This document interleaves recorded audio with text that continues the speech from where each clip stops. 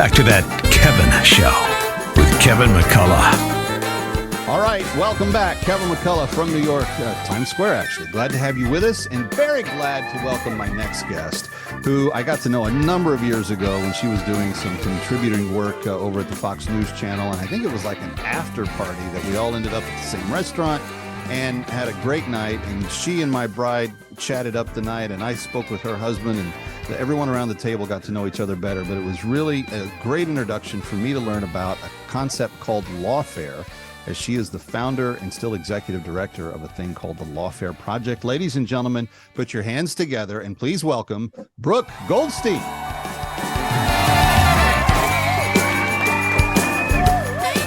Wow, what an intro.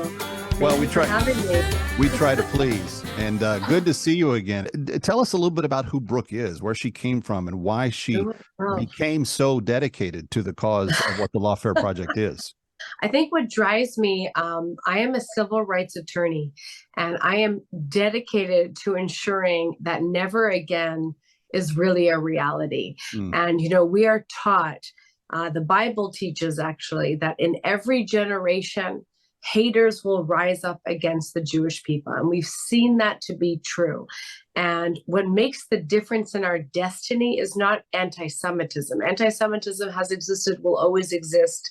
What makes the difference in our destiny is our ability to fight back. And right now we are in the age of minority rights movements.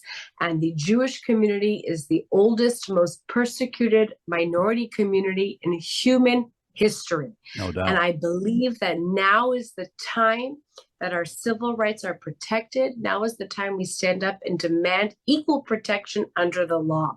And what motivates me as an attorney is to ensure through the legal system that the civil rights of the Jewish community are upheld. And unfortunately, we see civil rights violations happening, Kevin, all over the place. We see them on college campuses. We see them happening in the workplace. We just settled with a major hospital company that was engaging in disgusting anti-Semitic discrimination against its employees. And we need to behave like every other minority rights community has. We need to use the legal system to engage in impact litigation to ensure our civil rights are protected. Well, and let's talk about that word specifically, because there may be a lot of people that will look at that and say, hey, that looks like a merging of two concepts, two ideas, and it kind of is. Talk to us about the concept of what lawfare entails. So lawfare, as you said, is a term of art. We have media warfare, we have asymmetric warfare on the battlefield, and you also have the use of the law as a weapon of war. Lawfare as opposed to warfare. And we've seen this not just against the Jewish people, not just against the Jewish state of Israel, but we see this happening really to democracies where terrorists understand that they cannot defeat us in the battlefield. And a lot of the concept of terrorism, which is asymmetric warfare, where instead of engaging military against military according to the so-called laws of armed conflict, if there are any, terrorists have chosen to do things like engage in suicide, homicide bombing, use civilians as human shields. That's why they're called terrorists, target civilians. And they do so because they know they will not win in traditional warfare.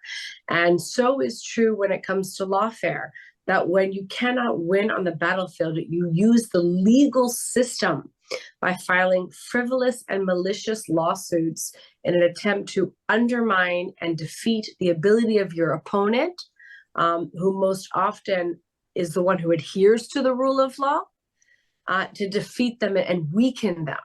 You see it against Israel often with the war crimes charges, the bogus war crimes charges that were filed against Israeli officials in Belgium and Sweden and Switzerland and Canada, which attempted to, impede the movement of Israeli officials. You see the International Court of Justice. You see what's happening at the United Nations with the continual delegitimization of Israel using legal terminology, a perversion of the legal system.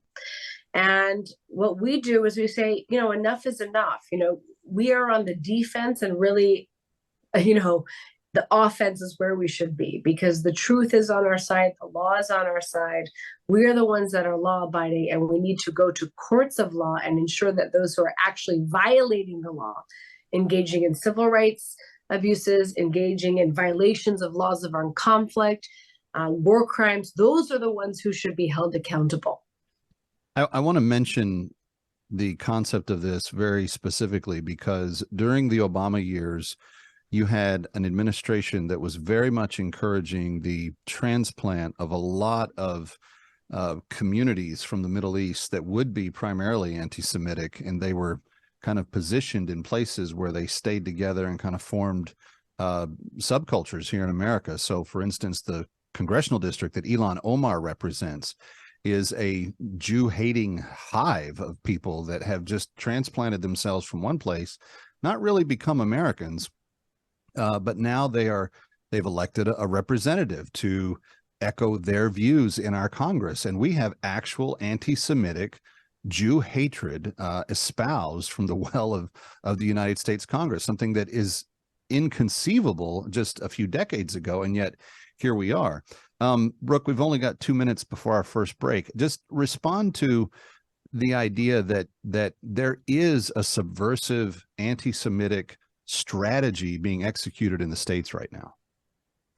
So I would say a couple of things. Number one, the strategy being executed in the United States, the anti-Semitism is just a symptom of a much larger problem.